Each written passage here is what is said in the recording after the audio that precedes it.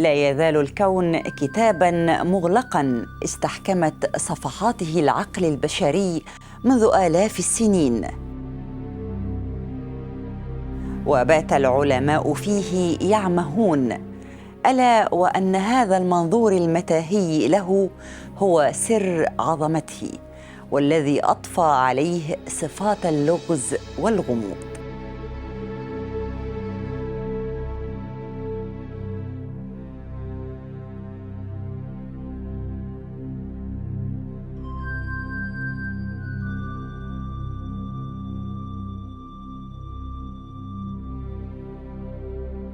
وخلال عمر الإنسان كان هناك محاولات لتفسير الكون ونشأته انحصرت في 3 أنواع. الأول من خلال تفسير ديني مطلق لا يقبل الشك ويتقبل التفكر والتدبر، والثاني من خلال تفسيرات الفلاسفة القلقة التي لا تكف عن الأسئلة والضرب بمطرقة الشك، والثالث عن طريق العلم الذي كان يسير ببطء شديد ولا يتقبل تفسير كلا من الدين والفلسفة، وإنما بالإثباتات المادية والنظرية. فالكون في البداية كان عبارة عن كلمة تلتها التفاعلات النووية والنشأة الوجودية، كن فيكون، قالها الخالق سبحانه وتعالى، فظهر كل شيء من اللا شيء، وما زال العقل البشري لا يعلم ماهيته وكيف تم تشكيله وما هو مصيره أو نهايته.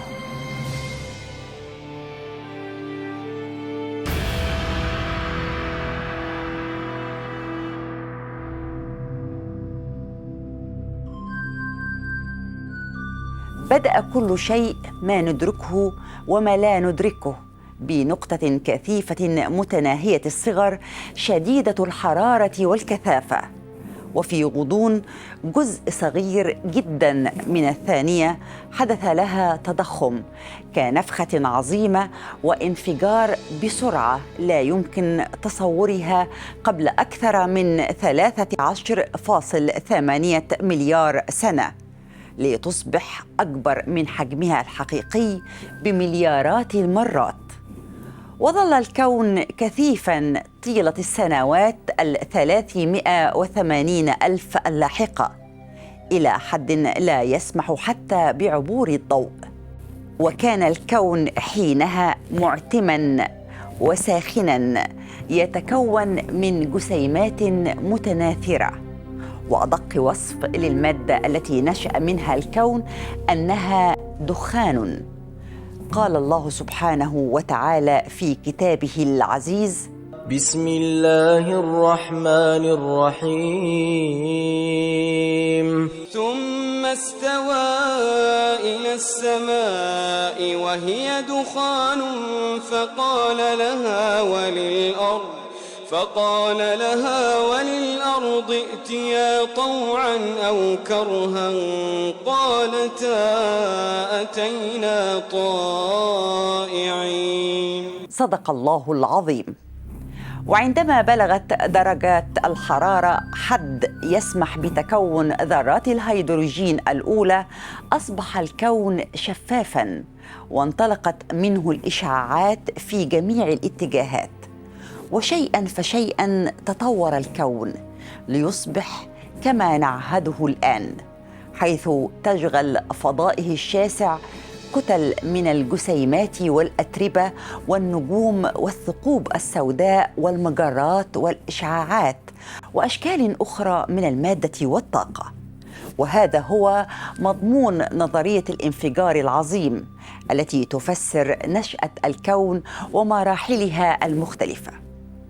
لقد أصبحت هذه النظرية هي الأكثر شيوعاً بين علماء الفيزياء والأقرب إلى الحقيقة، خاصة بعدما تم رصد الخلفية الإشعاعية للكون بالصدفة عام 1964 بواسطة عالمي الفلك روبرت ويلسون وأرنو بنزياس في معملهما بولاية نيوجيرسي الأمريكية. ولقد حصل هذان العالمان على جائزة نوبل في الفيزياء في عام 1978 عن اكتشافهما لهذه الإشارة الكونية التي يبلغ عمرها حوالي 13.8 مليار سنة. هل تعلم أنه يمكننا سماع هذه الإشارة لأنها تسهم بشكل ما وإن كان صغيراً في الضوضاء التي كنا نسمعها يوماً ما في قنوات جهاز تلفزيون قديم؟ نعم، إنها حولنا في كل مكان. قال الله تعالى في كتابه العزيز: بسم الله الرحمن الرحيم. أولم ير الذين كفروا أن السماوات والأرض كانتا رتقا ففتقناهما وجعلنا من الماء كل شيء حي أفلا يؤمنون. صدق الله العظيم.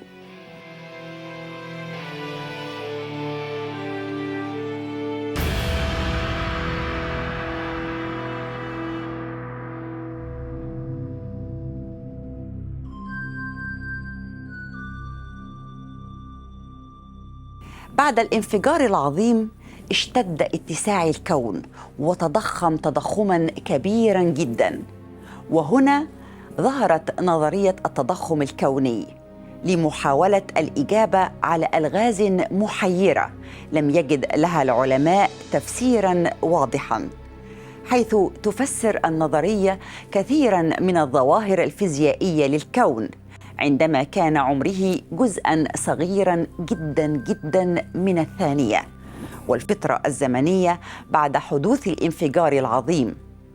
فنظرا لعظمة كبر الكتلة الأولى المتكونة بالإضافة إلى صغر المقاييس صغرا عظيما بين أجزائها أيضا، فإن قوى الجاذبية حسب معرفتنا الحالية للطبيعة تصبح لا نهائية، مما يجعل الكون الناشئ ينكفئ على نفسه في لحظة نشأته وينتهي.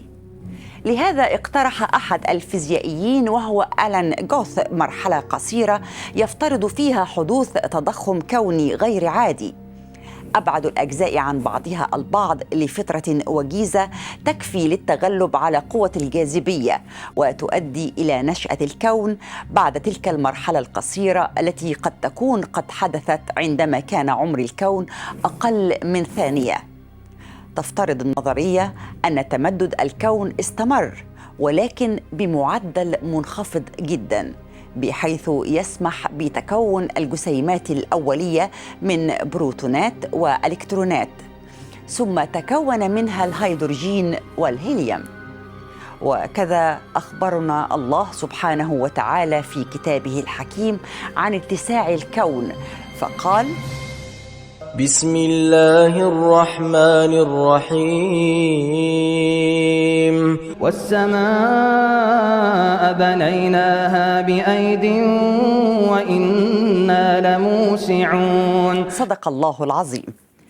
والإعجاز في الآية لفظ لموسعون، الذي يفيد أن الكون في حالة توسع مستمر في الماضي والحاضر والمستقبل.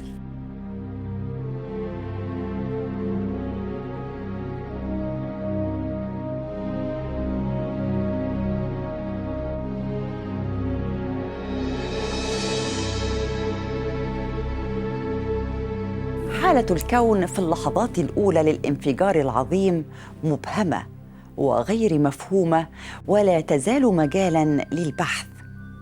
لا تقدم نظرية الانفجار العظيم أي شرح للحالة الأولية قبل الانفجار العظيم، بل تحاول تفسير نشأة وتطور الكون منذ تلك اللحظة الأولى بعد الانفجار، إذ بالانفجار يبدأ الزمان والمكان، ولا ترى الفيزياء زمناً قبل الانفجار العظيم، فقد بدأ به الزمن من وجهة نظر الفيزيائيين.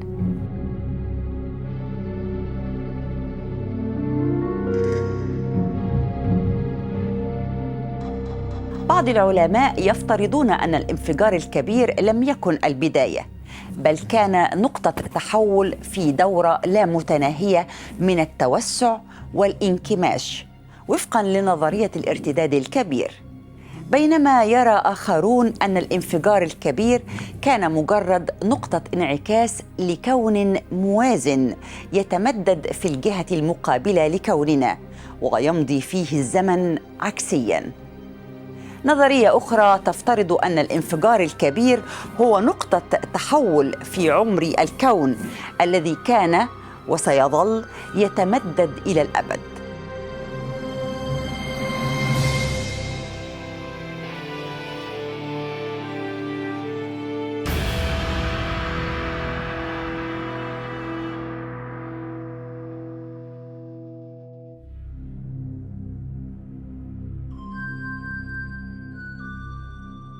تشير التقديرات إلى أن نظامنا الشمسي قد ولد بعد 9 مليارات سنة عقب الانفجار العظيم، مما يجعله يبلغ 4.6 مليار سنة وفقاً للتقديرات الحالية. تعد الشمس واحدة من أكثر من 100 مليار نجم في مجرتنا درب التبانة وحدها. يعتقد العديد من العلماء أن الشمس وبقية نظامنا الشمسي تشكلت من سحابة عملاقة دوارة من الغاز والغبار تعرف باسم السديم الشمسي، وعندما تسببت الجاذبية في انهيار السديم فإنه قام بالدوران بشكل أسرع وتسطح إلى قرص. خلال هذه المرحلة تم سحب معظم المواد باتجاه المركز لتشكيل الشمس. بدأ علماء الفلك يفكرون في أنه قد يكون هناك كتلة في الكون أكثر مما هو مرئي. ولاحظت فيرا روبن عالمة الفلك في معهد كارينجي بواشنطن سرعات النجوم في مواقع مختلفة في المجرات. تشير فيزياء نيوتن الأساسية إلى أن النجوم الموجودة في ضواحي المجرة ستدور بشكل أبطأ من النجوم الموجودة في المركز، لكن روبن لم تجد أي فرق في سرعات النجوم البعيدة، بل وجدت أن جميع النجوم في المجرة تبدو وكأنها تدور حول المركز بنفس السرعة تقريباً.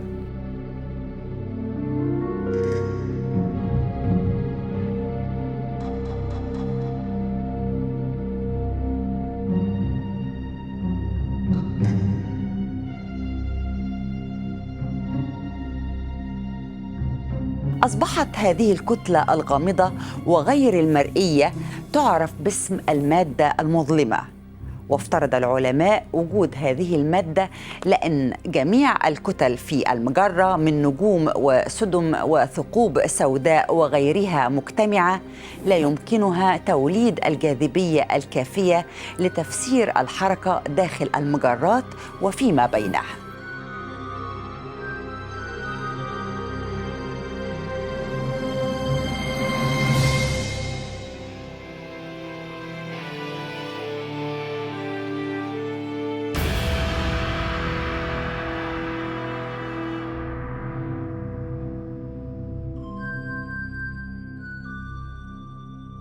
لعبت المادة المظلمة دورا أساسيا في تخليق النجوم في البدايات الأولى من الكون، ويعتقد أن المادة المظلمة تشكل 83% من الكون، وبالمقارنة فإن 17% فقط من الكون يتكون من مادة عادية تشمل النجوم والكواكب والأشخاص.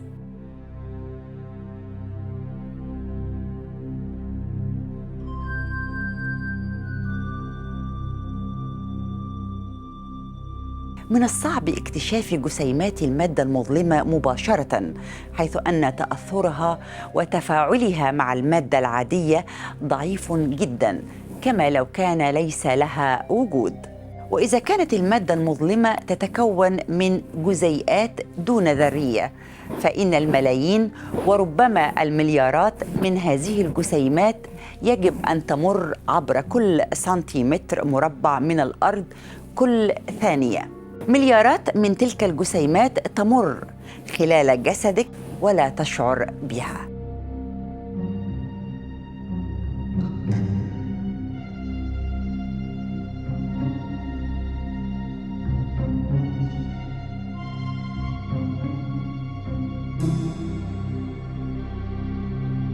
اكتشف علماء الفلك ما قد تكون أقدم وأبعد مجرة رصدت على الإطلاق، والتي تشكلت تقريباً بعد قليل من الانفجار العظيم الذي يؤرخ به لنشأة الكون، وربما كانت زاخرة بالجيل الأول من النجوم. وقال الباحثون أن المجرة التي أطلق عليها اسم HD1 تعود لأكثر من 300 مليون سنة بعد الانفجار العظيم الذي وقع قبل 13.8 مليار عام. وتشير الدلائل إلى أن HD1 كونت نجوم بمعدل مذهل، ربما نحو 100 نجم جديد في العام، أو بدلاً من ذلك كانت تضم ما قد يكون أضخم ثقب أسود معروف بحسب ما قالوا. وقال الباحثون إن HD1 التي من المحتمل أن تكون كتلتها أكبر ب10 مليارات مرة من شمسنا ربما كانت بها نجوم من الجيل الأول للنجوم، وتلك النجوم التي يطلق عليها المجموعة الثالثة تتسم بأنها ضخمة للغاية ومضيئة وساخنة وقصيرة العمر، وتتألف بشكل شبه حصري من الهيدروجين والهيليوم.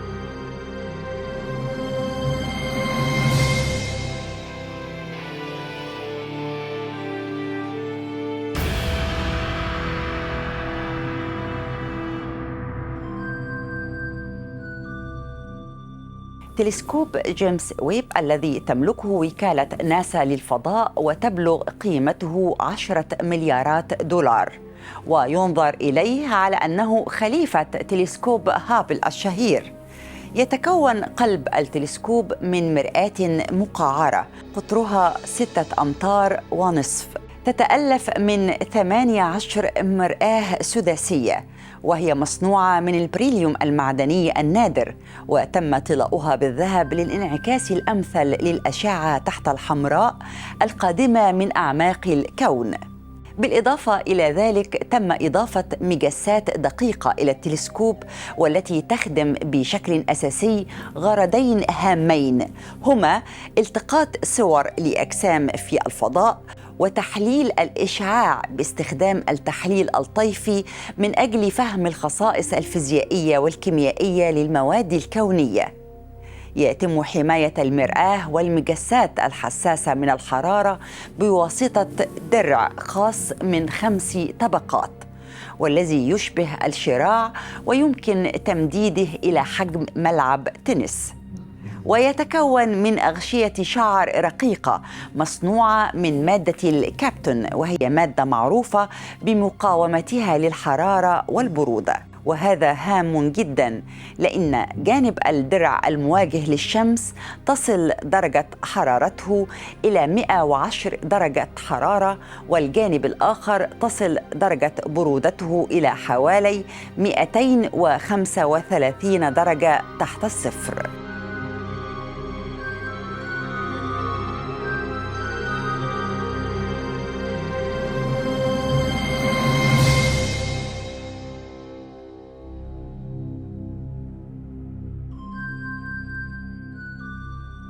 ويعتبر تلسكوب ويب مشروعاً مشتركاً بين وكالات الفضاء الأمريكية والأوروبية والكندية بقيادة ناسا.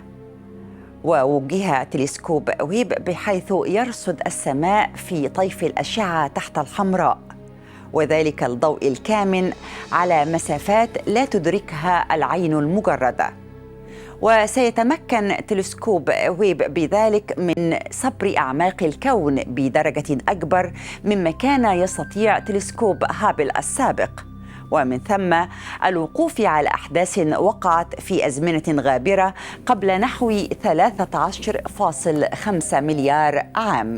بسم الله الرحمن الرحيم قل سيروا في الأرض فانظروا كيف بدأ الخلق ثم الله ينشئ النشأة الآخرة إن الله على كل شيء قدير.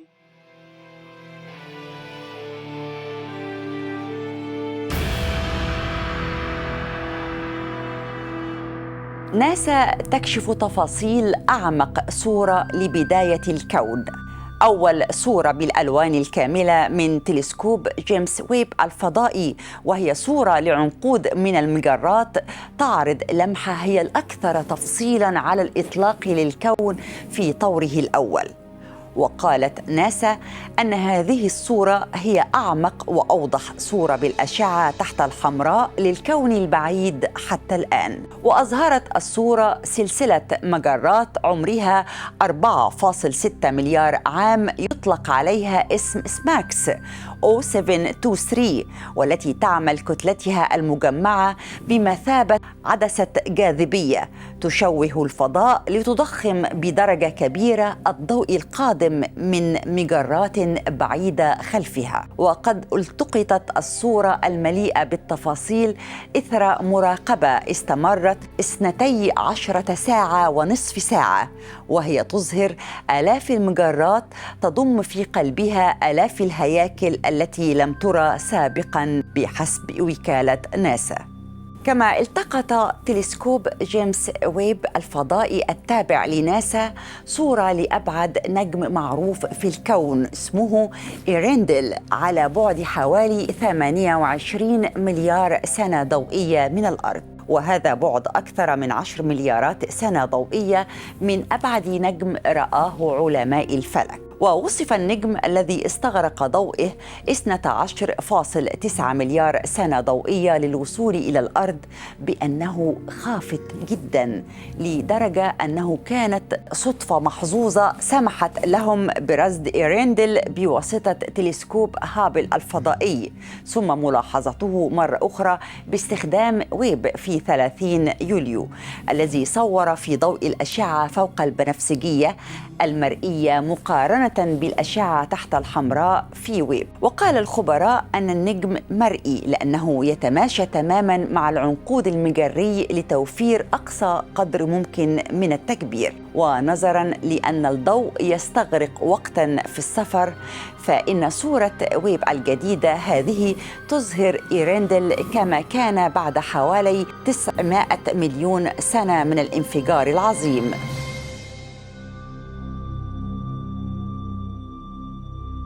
وكانت الأسطورة حاضرة بقوة في تفسير نظريات بداية الكون وبداية نشأته، وقد تحكمت تلك الأساطير في الاعتقادات القديمة عن نشأة الكون. ومن هذه النظريات وفقاً لعدد من الحضارات القديمة الفراعنة.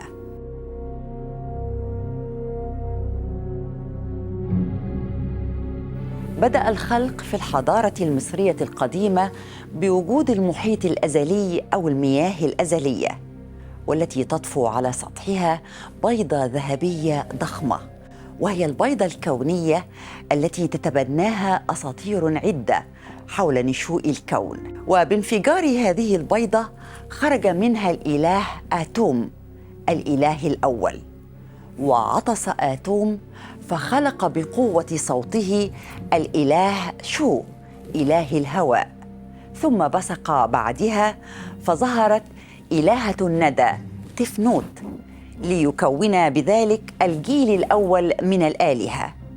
وبزواجهما ينجب نوت ربة السماء وجب رب الأرض، ثم يفصل بينهما والدهما الإله شو، حيث يرفع نوت عالياً لتصبح السماء، بينما يبقي جب في الأسفل ممثلاً الأرض. واستمر الأمر وصولاً إلى الجيل الرابع المتمثل في أوزوريس وإيزيس وست ونفتيس.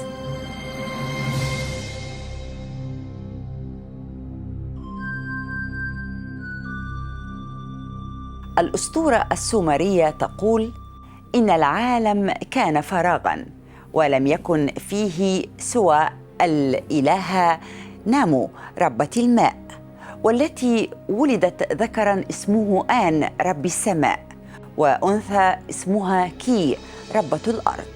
تزوجت كي من آن فأنجب إنليل رب الهواء، وكان أبواه السماء والأرض ملتصقين، فضاقت المساحة المتاحة له، فرفع أبيه بقوة فارتفعت السماء عن الأرض، وعاش في المساحة الكبيرة بينهما. وامتعض أنليل من الظلام فتزوج من الربة نينليل التي أنجبت منه ابنه نانا ليصبح القمر، ومن نانا جاء حفيده أوتو وصار الشمس. وهكذا تبدد الظلام، وبدأت الشمس تساعد الأرض على ظهور الأشجار والنباتات، وكذلك ظهرت الأرباب الأخرى. ويتولى بعد ذلك إنكي إله الحكمة إدارة بلاد السومريين، فيخلق لهم أنهار الماء العذب. وعندما اشتكت الآلهة من تعب القيام بالأعمال، طلبت من إنكي أن يخلق لها العبيد والخدم، فخلق البشر.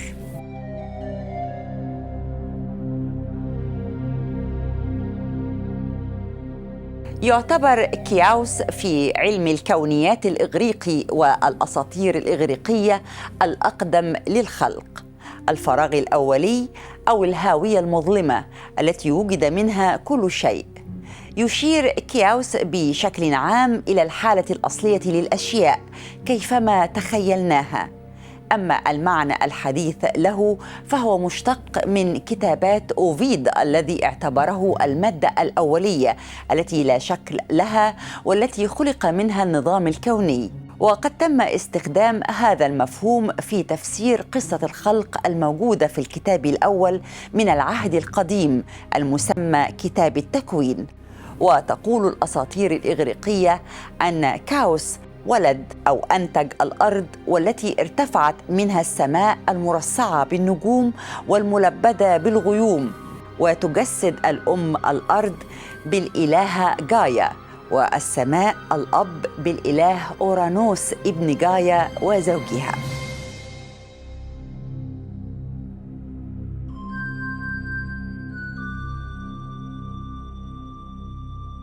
في لبنان وسوريا وفلسطين تبدأ قصة الخلق بأن كان الإله إيل كبير الآلهة يعيش في السماء العليا مع زوجته إيلات، ومعهما عاشت الآلهة التي كان أبرزها بعل رب السحاب والمطر والصواعق، والذي كان دائما في حالة حرب مع الإله موت رب الموت والجفاف. وينتصر بعل في حربه، فتوجد الأرض والبشر والمخلوقات بعد أن كان الكون عبارة عن عناصر ملتهبة تتفجر وتتصادم بشكل فوضوي. ثم يقوم يم رب الماء بإرسال رسولين إلى مجمع الآلهة سعياً إلى أن يسلموا بعل ليصبح عبداً له، فيثور الأخير عليه ويبارزه ويغلبه. وتحتفل الآلهة بهذا النصر، وتطالب إيل ببناء بيت مقدس لبعل تكريماً له، فيعلو اسمه بين الآلهة.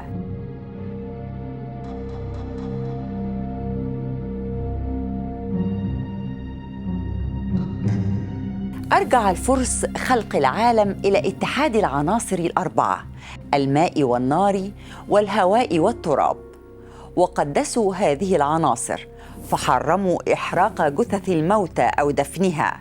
أما الكون فهو في عقيدتهم الزرادشتية نسبة إلى مؤسسها زرادش نشأ نتيجة صراع بين قوتين هما النور والظلام. ويمثل الإله أهورا مازدا النور، ومعه جيش الخير الذي يحمي العناصر المقدسة ومكونات العالم من أرض وسماء وكواكب وشمس وقمر.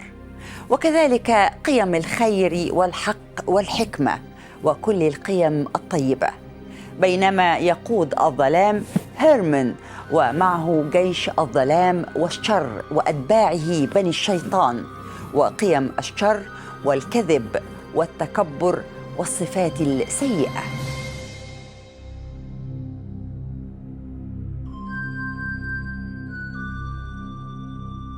العلماء يحاولون حالياً النظر من خلال تلسكوباتهم العملاقة للاهتداء إلى أصل الزمن وبدايته، إلا أنهم لم يتخطوا أعتابه ليتوغلوا في نظرتهم إلى أعماق كوننا أو ما قد يكون أبعد من كوننا، ولسيما وأنهم لم يفكروا جدياً في هذا الكون الأعظم.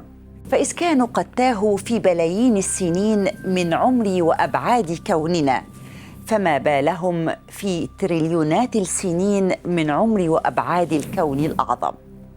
وماذا عن الأكوان الخفية أو ما يعرف بالأكوان المتعددة؟